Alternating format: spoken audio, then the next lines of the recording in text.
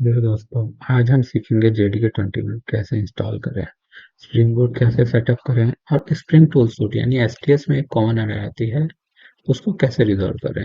जैसे जेडीके 21 के लिए मैसेज आता है, the project was not build due to release 21 is not found in the system. तो शुरू करते हैं।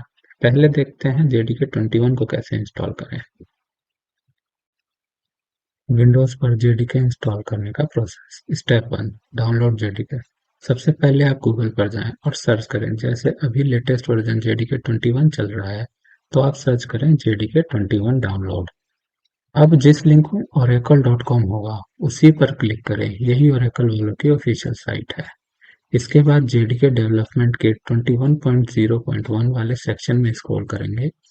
फिर अपने ऑपरेटिंग सिस्टम के अकॉर्डिंग इंस्टॉलर सिलेक्ट करेंगे। जैसे अगर आप लाइनक्स चलाते हैं तो लाइनक्स, मैक चलाते हैं तो मैक, अगर विंडोज चलाते हैं तो विंडोज सिलेक्ट कर लीजिए। फिर ध्यान से x64 इंस्टॉलर वाले को ही सिलेक्ट करें और डाउनलोड करें। डाउनलोड हो जाने तक का वेट करें। डाउनलोड कंप्लीट होने के बाद इंस्टॉलर फाइल को डबल क्लिक करके रन करें।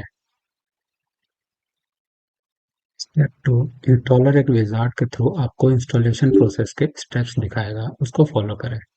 स्टेप 3, इंस्टॉलेशन डायरेक्टरी चूज करें।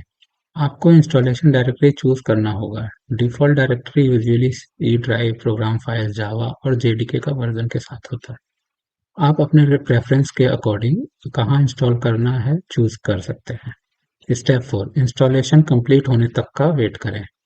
इंस्टॉलर इंस्टॉल प्रोसेस कंप्लीट होने तक वेट करेगा। प्रोसेस कुछ मिनट तक चल सकता है, वो डिपेंड करेगा पीसी के प्रोसेसर पर। स्टेप 5, अब आप पाथ सेट करें। अब एप्लीकेशन और डेवलपमेंट एनवायरनमेंट को जेडीके का बिन का पाथ चाहिए होता है, क्योंकि यहीं पर हमारा कंपाइलर होता है जेवीएम, जिसकी ज़रूरत हमें प्रोग्राम को कंपाइल करने के लिए पड़ती है। तो इसलिए आप जेडीके के बिन का पाथ को कॉपी कर लेंगे। कहाँ से करेंगे?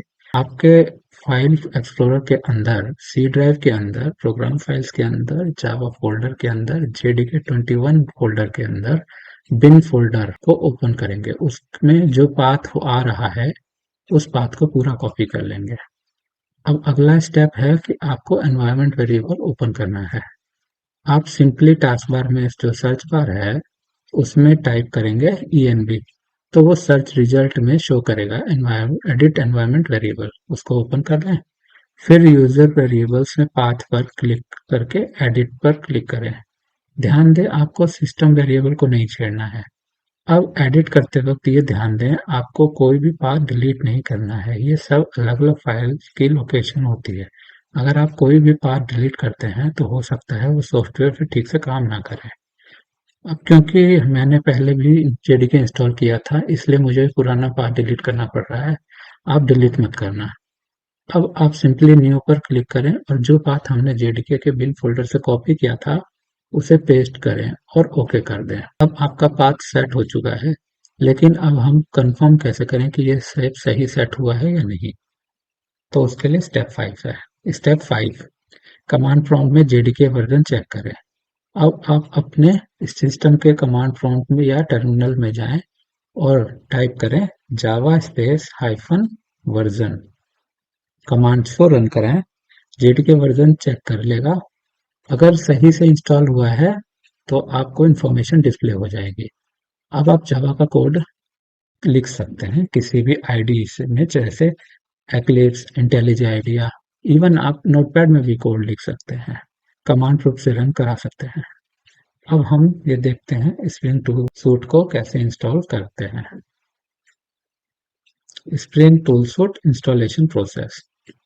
ब्राउजर पे सर्च करें STS डाउनलोड और spring.io के नाम से जो ऑफिशियल लिंक होगा उसी पर क्लिक करें।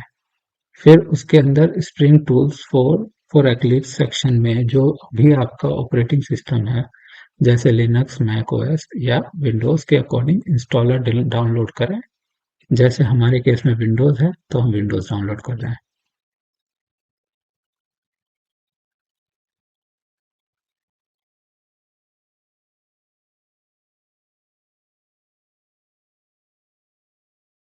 फिर कंप्लीट होने तक का वेट करें। डाउनलोड क्लिक करके इंस्टॉल शुरू करें।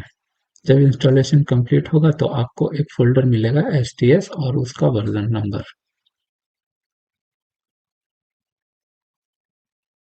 जिसमें STS टूल्स इंस्टॉल होंगे।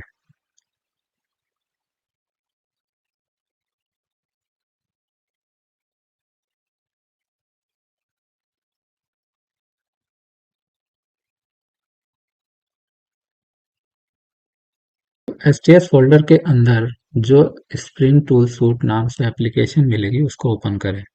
अब इसके ओपन होने का वेट करें। इसमें ये बाय डिफ़ॉल्ट इसका अपना लोकेशन देगा एप्लीकेशन को सेव करने के लिए। इसको हम अपने अकॉर्डिंग सेट करेंगे। जहाँ हमने अपने एप्लीकेशन को सेव करना है उसकी कॉन्फ़िगरेशन रखनी है, तो वहाँ उसका हम लोकेशन दे देते हैं। तो उसके लिए सबसे पहले ब्राउज़र पर क्लिक करें और जो लोकेशन सही लगे वहाँ पे अपना वर्किंग स्पेस बना लें, जैसे हमने बनाया है अपने वर्क स्पेस, और फिर लॉन्च कर दें। अब ये थोड़ा टाइम लेगा सभी कॉन्फ़िगरेशन को बनाने में और सेट करने में।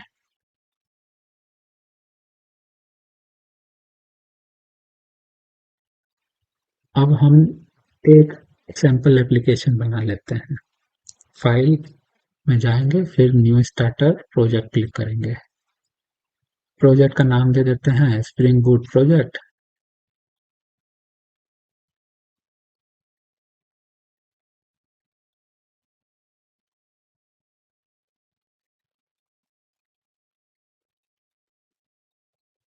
टाइप सिलेक्ट कर देते हैं मावन। पैकेजिंग दे देते हैं जार, और जावा का वर्जन दे देते हैं 21। लैंग्वेज दे देते हैं जावा। बाकी सब सेम रहने देते हैं, फिर क्लिक करें। अब डिपेंडेंसी सेट करते हैं, स्प्रिंग वेब।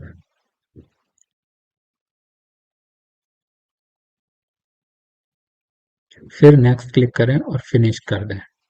अब थोड़ी देर वेट करें कॉन्फ़िगरेशन के कंप्लीट होने का।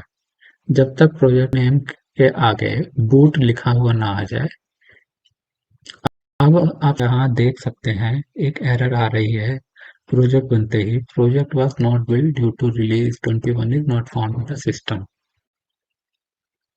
अब एक स्मॉल प्रोग्राम बना के देखते हैं कि क्या एरर आ रही है और कैसे उसको रिजॉल्व करें। अब यहाँ से थोड़ी टेक्निकलिटी समझते हैं। आप चाहे तो वीडियो स्किप भी कर सकते हैं, बस प्रोग्राम कॉपी पेस्ट कर लें। अब ऐसे ही हमने एक पैकेज बनाया है com.example.demo.controller, और उसके अंदर हमने एक क्लास डिफाइन की है हेलो कंट्रोलर।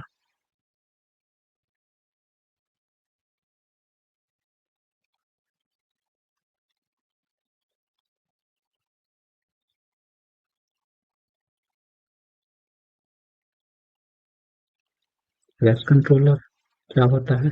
यह एनोटेशन बताता है कि ये क्लास एक रेस्टफुल कंट्रोलर है।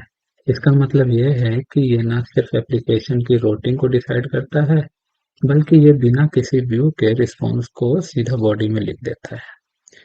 फिर रिक्वेस्ट मैपिंग क्या है?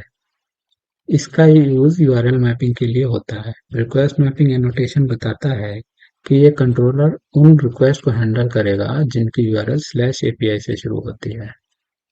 और बाकी फिर हमने क्लास डिफाइन की है। ये यहाँ हमने क्लास डिफाइन की है हेलो कंट्रोलर, जो रिक्वेस्ट को हैंडल करने के लिए कंट्रोलर के रूप में काम करेगा। फिर उसके अंदर हमने मेथड डिफाइन किया है। ये मेथड सीधा सीधा स्ट्रिंग रिटर्न कर देगा hello welcome to Spring Boot. और फिर हमने इसको गेट मैपिंग एनोटेशन दे दिया। ये एनोटेशन एचटीटीपी गेट रिक्वेस्ट के लिए है। गेट मैपिंग एनोटेशन बताता है कि जो हेलो मेथड हमने दिया है वो सिर्फ स्लैश हेलो यूआरएल पर आने वाली गेट रिक्वेस्ट को ही हैंडल करेगा।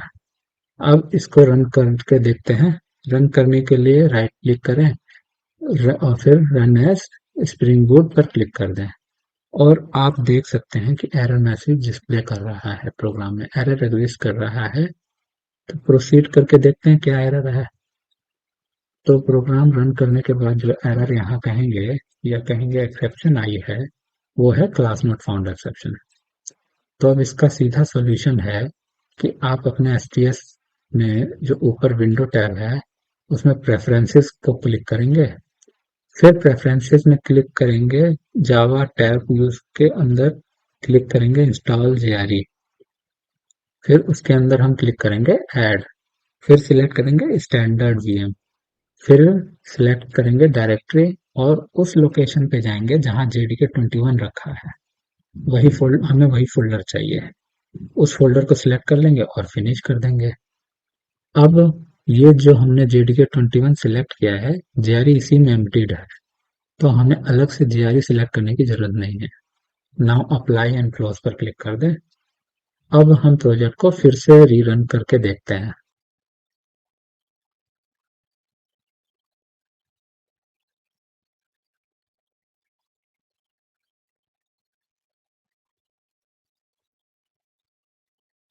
तो अब आप देखेंगे कि प्रोजेक्ट रन कर रहा पा रहा है।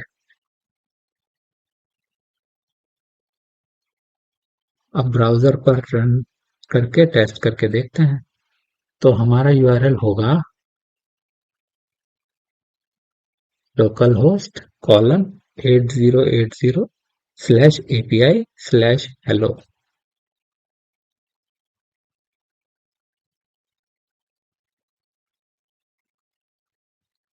जैसे ही आप एंटर करेंगे तो आप देखेंगे कि मैसेज डिस्प्ले हो रहा है। आज के लिए बस इतना ही। उम्मीद है आपको यह वीडियो पसंद आया होगा। अगर आपको हमारा कंटेंट अच्छा लगता है तो कृपया हमारे चैनल को लाइक करें और सब्सक्राइब बटन पर क्लिक करें। आपके सपोर्ट से ही हम ऐसे इंटरेस्टिंग वीडियो बनाते रहेंगे। इस वीडियो पर हमने दिल से काम किया है और आपका फीडबैक हमारे लिए बहुत मायने रखता है। तो कमेंट सेक्शन में ज़रूर बताएं कि आपको कैसा लगा ये वीडियो। शुक्रिया।